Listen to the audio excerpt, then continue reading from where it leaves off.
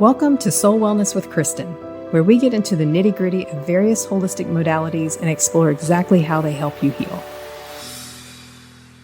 I'm your host, Kristen, and I invite you to join me on this enlightening expedition where we explore the connection between mind, body, and spirit. In each episode, we'll talk in depth with holistic providers, medical professionals, therapists, and healers. Our goal is to empower you with knowledge, inspire you with stories of resilience, and provide practical tools that you can integrate into your daily life. So, find a comfortable space and join us as we explore the multifaceted world of holistic wellness. Get ready to learn how to improve every aspect of your life and simply feel good. The adventure begins now.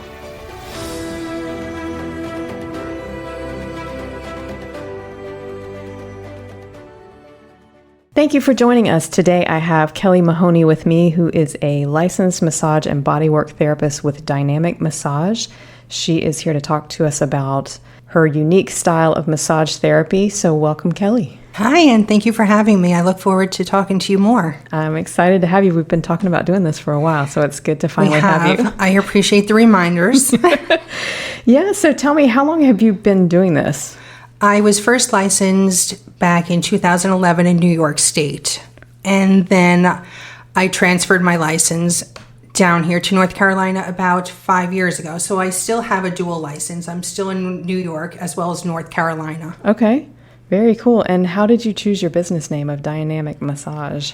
Of course, everyone chooses a business name that resonates with what their goal is. And the definition of dynamic is constant change or progress, or something that stimulates change or progress. And that's exactly what I wish for my clients and their goals, as well as my business. Mm-hmm. I want that constant progress.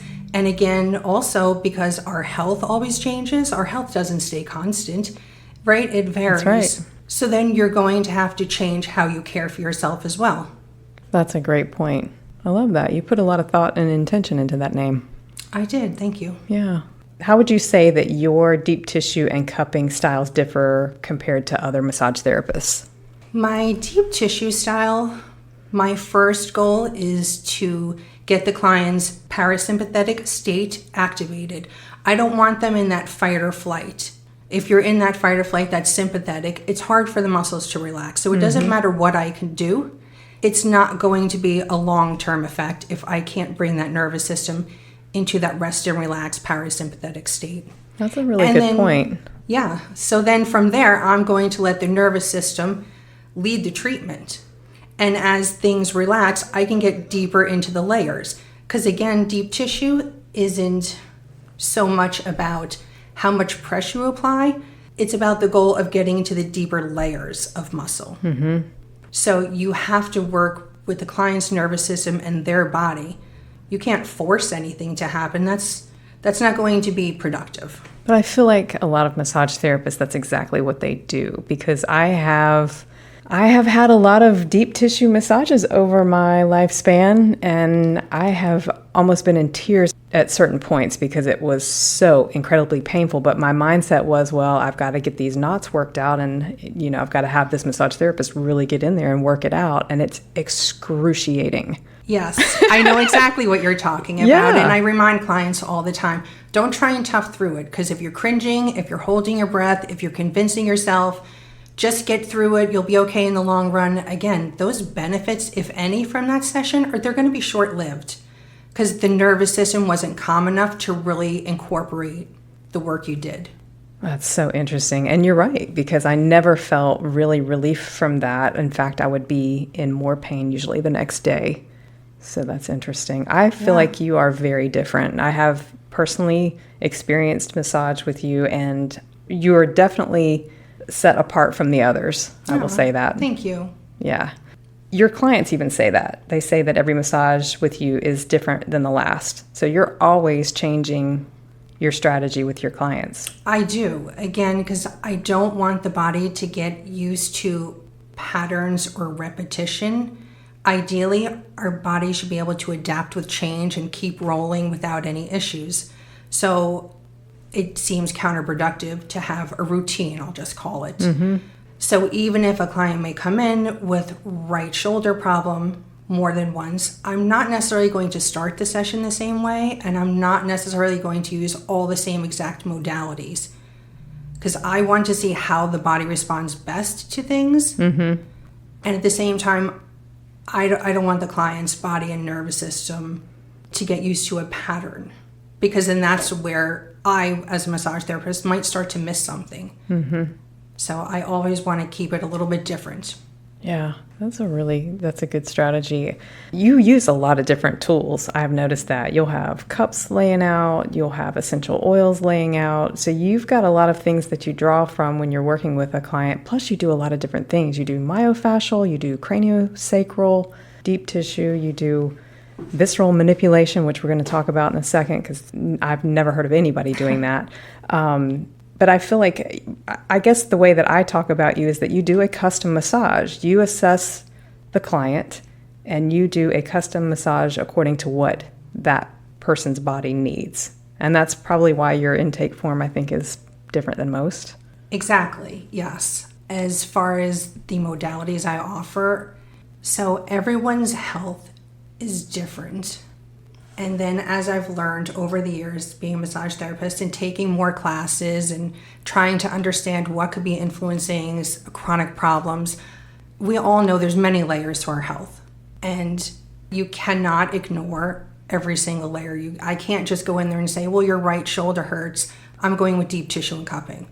I may be more successful doing some acupressure points to unwind some areas to get that to relax, and then I can go in there with deep tissue. Mm-hmm. So I think it's really important to understand the different systems of the body and the different layers of health in order to get an effective treatment for your client. And that's why your intake form is as specific as it is. It is. My intake form is probably a page longer than most. And that, again, that goes back to, some clients will just rush through it and they write NA next to most things or a line through something. And then over, say, 5 sessions, they'll bring up, 11 different things that have happened to them in the past 20 years. But they're thinking, well, it was 20 years ago. It's no big deal. But interestingly enough, when you tripped on that curb and you hurt your ankle 20 years ago and now you're wondering why your hip is bothering you 20 years later, it might be related. So I want to know about that history. Mm-hmm. In addition to, the medical field moves really fast as far as how it evolves and changes and improves procedures and how they treat people, in addition to everyday elective procedures that people will go for. So in order for me to know what's safest as well as most effective, I want to know everything inside a person's body, whether it's a pin or a plate or a piece of mesh. Those are the things that are actually very relevant. Even though you might be coming in, again, I'll just say right shoulder pain, I still want to know if you have a piece of mesh or a pin in your hip or somewhere else. Mm-hmm. Because again, I'm looking at all the different body systems and how they're interconnected and affect each other. So I need to know what I can or cannot do safely and effectively.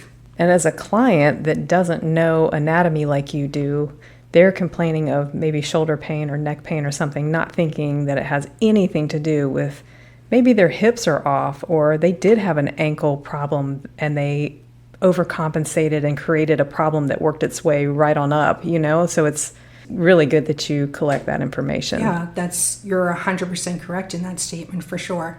And during the treatment, if a client is interested, I'm educating them on what I'm noticing or why I'm working somewhere so they can understand when they go home to better help themselves as well once they go home.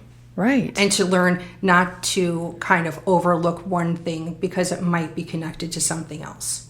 Yeah, I bet you've opened the eyes of a lot of clients in that way.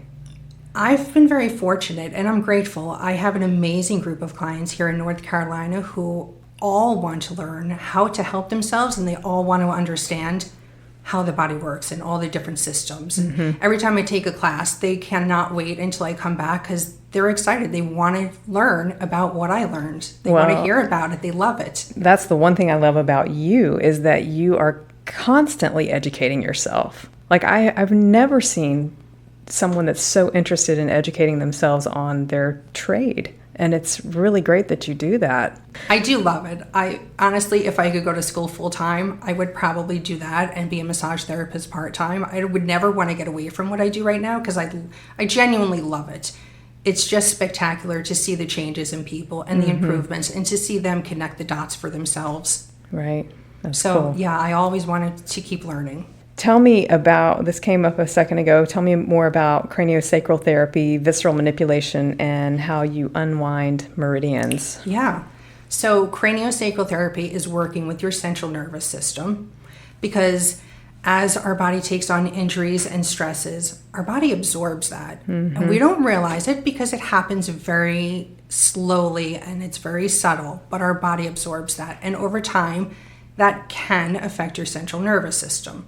So craniosacral therapy, it's a light touch work because it's your central nervous system, and I'm just following the flow of the cerebrospinal fluid through the brain and spinal cord because there's a rhythm to that radiates out. Okay. So I'm following that rhythm, and then I'm looking to see if there's any restrictions or if there's somewhere I need to balance. I also find craniosacral therapy to be a great assessment tool. Again, working on somebody and can't figure out how come we're not making progress.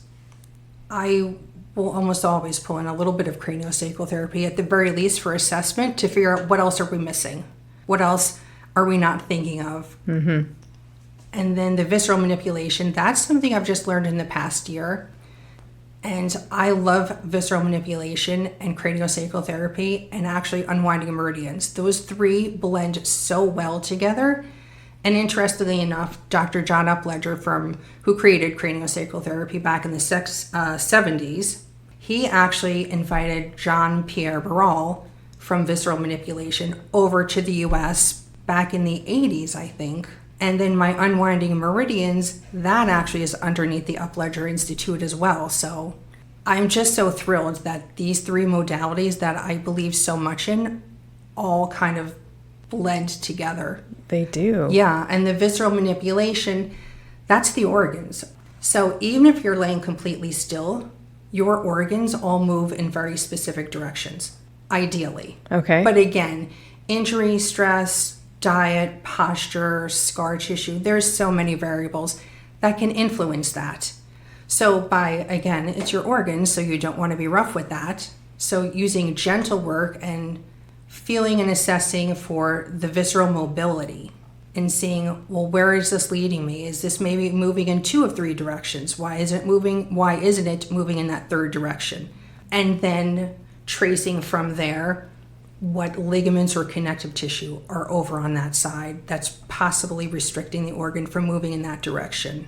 And then that, because the ligaments and connective tissue that travels throughout the body through fascia, you would be surprised of the aches and pains people report. And then if you just try and correct the visceral mobility, how it helps those aches and pains. Wow. And then, of course, if an organ isn't moving as well as it should, it could potentially affect the function or structure. I was just about to say, it's got to keep it from functioning properly. Absolutely, yeah. So not something to overlook, for sure. So with visceral manipulation, you're actually feeling where the organ is not moving in the directions that it should. With craniosacral, what are you feeling? What are you feeling that tells you, oh, something's off here? With craniosacral therapy, the cerebrospinal fluid, as it circulates, it radiates out. So I'm going to bony landmarks, and I'm seeing in what direction they're moving or not moving. Okay. And then I'm trying to get the body to self-correct from there. Interesting. Yeah. And then the unwinding meridians, I'm not an acupuncturist, but I learned acupressure and the foundations of TCM back when I was at massage school. And I've never walked away from that. And ever since massage school, I've always assessed clients more from a TCM perspective as opposed to Western medicine. It just rang true to me. It made more sense to me to look at a person's health and how they're feeling holistically. Mm-hmm. Again, going back to those many systems of the body and the different layers of health. You have to incorporate all of that, in my opinion, in order to be as effective as possible. Yeah. So then the unwinding meridians is working more so with the 12 primary meridians of acupuncture And then just making sure that chi is flowing through each of those meridians evenly. If it's not, using acupressure to unwind those areas that potentially are stuck or deficient or maybe need a little bit of help. Okay. Yeah. And clients are actually loving that as well. I've been doing that for a few years. And like I said, I've always done some acupressure, but learning the unwinding meridians just brought that acupressure to a whole nother level. And clients, I'm not even telling them why I'm at a point at first, and then they'll come back and report to me, say, holy heck, you know what I just noticed? And I'm like, perfect, because that's what I was hoping. Wow. Yeah, so it's spectacular. That's really And like cool. I said, the 3 craniosacral therapy, visceral manipulation, and unwinding meridians, they blend and support each other so well. Yeah. You're the only massage therapist that I have heard of doing visceral manipulation and unwinding meridians. You hear of a couple doing craniosacral, but I've never witnessed anybody doing what you do. That's really cool. Yeah, absolutely. I love it. Yeah. It's spectacular stuff. Okay, I got a question for you. I know that you did not like foam rollers at one point in time, so tell me about that. I did not. And this is a perfect example on why you need to keep an open mind and try something first. Before just shutting it down? Absolutely, 100%, yes. Because when foam rollers were really gaining momentum there years ago, everyone was, shouting and raving about their foam rollers and clients were talking about it. I would just politely smile and nod because in my head, I'm like, it's just something else to help you stretch and loosen up muscles. There's 100 things out there already for that. What's so special about a foam roller? And then one day I had a serious problem with my hip and low back to where I could not stand up as tall as I normally would have. And one of my clients insisted I go home with her foam roller. And thank God she did, because that foam roller improved my hip and low back 40% over the course of 2 days. Wow. Everything else I was doing was just helping a little bit. It wasn't staying, though, anything I did for myself. But that foam roller helped me. And to this day, I always remind myself, keep an open mind, no matter what I hear or whatever my initial instinct or opinion is, keep an open mind, because that foam roller will haunt me and always teach me. Isn't that funny? Absolutely. And now I nag people to use a foam roller. Really? Absolutely, yeah. And bringing up foam roller, for anybody who foam rollers their IT band, stop. Oh, really? Your IT band is a band of thick connective tissue. You're not going to get that pliability and stretch you would get from muscle. Okay. Instead, get on the border of the IT band and the quads, foam roller that, and then go to the back, get the IT band and the hamstrings at the back, get on that border where they meet up and foam roller there. You're going to get the results you were hoping for, and it's still going to be a little bit uncomfortable, but a lot less uncomfortable. I love that. And more effective. You just dropped a massive pearl. That's great. Yeah. I nag clients about this all the time. Yeah, because it's painful. If you do the IT band straight on, it hurts. It's rough, yes. Yeah, and you're not getting any relief, really. You're getting relief when you get off the foam roller, but that's about it. No, that's why I don't do it. Because I've been told for years, get on the foam roller. I'm like, that thing hurts. It is, yes. Yeah. But if done, in my opinion, if done correctly at the right angle, very effective and well worth it. That's good to know. That's really good to know. That's great information. Tell me something funny that's happened while you have been massaging someone. I know you have to have a ton of stories. Oh, massage therapist. Every massage therapist has funny stories and mishaps that are going on. And the client has no idea, right? Of course, right. You're trying to keep a very calm atmosphere for the client's sake, but we're tripping over cords and we're dropping stuff out of our pocket and then trying to kick our key underneath the table so the client doesn't get up and step on it, and because you don't want to stop the treatment. Right. You're just trying get stuff out of the way and continue on. And then I would say probably every massage therapist has had the spider situation where you're in there and all of a sudden you see a spider coming down from the ceiling right near the table, and you're thinking, how can I get from this side of the table to that side of the table to get a tissue, to get that spider out of there before it lands? This poor client opens their eyes and becomes startled by a spider coming down for them.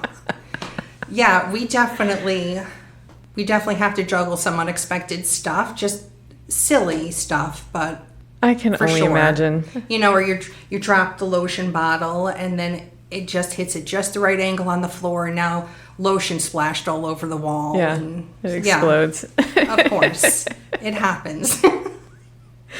That's hilarious. Yeah, you just do your best, keep composed, and keep going. Right, and your clients are not in a vulnerable position at all, being naked under a sheet. Absolutely, yeah. The last thing what they want to do is jump up and run out of the room because of a spider. Oh my gosh. Well, I appreciate you being here so much and telling us all about what you do. I highly, highly recommend you to anyone. You have worked on me. You have worked on my 85-year-old mother. I think you're amazing at what you do. I really, really do. So tell everybody how to find you. They can obviously go to the Soul Wellness website, and you are listed as a provider because you do practice here. But tell me, what's the best way to find you and book an appointment with you? Yeah, the best way is to call or text me at 631-872-2420. Or you can also email me at dynamicmassage.kelly@gmail.com. Okay. And you have a website or not? I don't. No, I did initially when I first moved down here, but I was getting more business through word of mouth. Mm-hmm. The website wasn't really serving much of a purpose. I 100% believe that. I kept the domain name, but I just kind of let the website lapse, although it's still up. Yeah. The host company that I had it with never took down the page, so it's still out there. It's just not active or up to date. I got you. Yeah, so. Well, I believe that you're getting your clients through word of mouth because you're really good and they see results. So, of course, they're going to go tell their friends and business will boom that way. Yeah, it does. Thank you. Yeah, well, thank you so much for being with us. And absolutely love this. Yeah, we'll have you back sometime. Thank you. Thank you for joining us on another enriching episode of Soul Wellness with Kristen. We hope the insights shared today have resonated with you, inspiring a deeper connection to your own journey towards holistic well-being. If you enjoyed today's episode, we invite you to subscribe, share, and reach out. Your feedback fuels our mission to bring you meaningful content that educates, empowers, and uplifts. Remember, you are a vital part of this community, and together we're creating a ripple effect of positive change.